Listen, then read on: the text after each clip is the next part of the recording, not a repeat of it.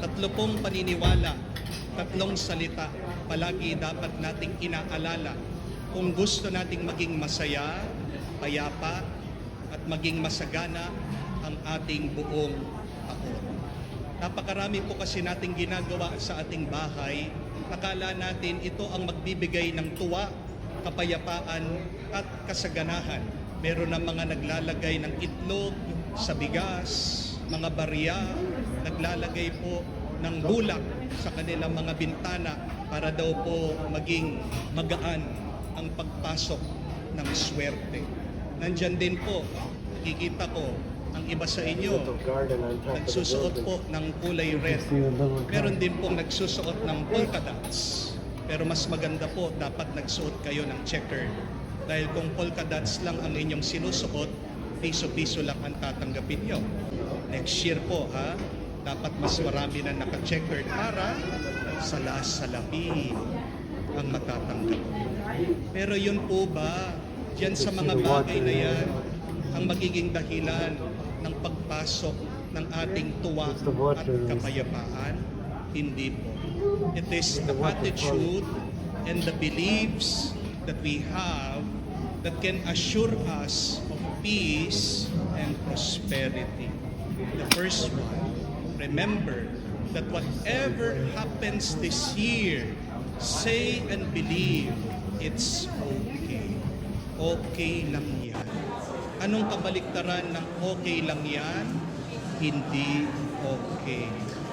Hindi ako okay. Ako po, sometimes it's okay not to be okay. Pero tingnan niyo po, ano yung nakakapagbigay sa iyo ng stress? Anong nakakadagdag sa iyo ng lungkot? Yung palagi mong iniisip at paniwala mo, you are not okay. Kahit na hindi ka okay, sabihin mo, everything is okay.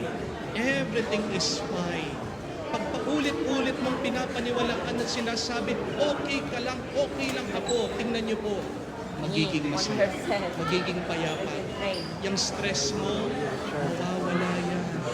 Ulit-ulitin mo bilang panalangin. 1% na lang din ako. Say, Tawag pa rin na 80 lang po yung wala. this is okay. Kung merong ayaw sa'yo, kung merong galit sa'yo, kung may naninira sa'yo, anong sasabihin mo? It's okay. Father, bakit ayaw niya ako?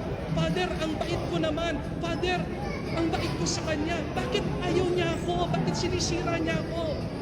Anong sagot? I don't know. Anong sagot? Bakit ayaw ka nila? Bakit sinisira ka nila? Hindi mo rin alam.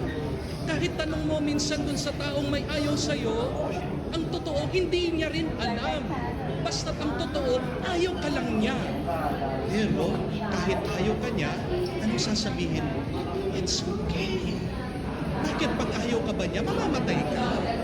Pinapatay mo ang sarili mo by saying, I'm not okay dahil may naninira sa akin. I'm not okay dahil merong ayaw sa akin. It's okay that somebody does not like me. Dahil nung ikaw ay lumabas sa mundong ito, hindi mo naman sila kakilala. At baka nga mauna pa silang mamatay sa iyo, it's okay. Do not stress yourself out. Dahil ayaw ka lang ng iba. Huwag mo papatayin ang iyong sarili dahil hindi ka nila love. Ang importante, mahal mo ang sarili mo. Amen. Say, it's okay.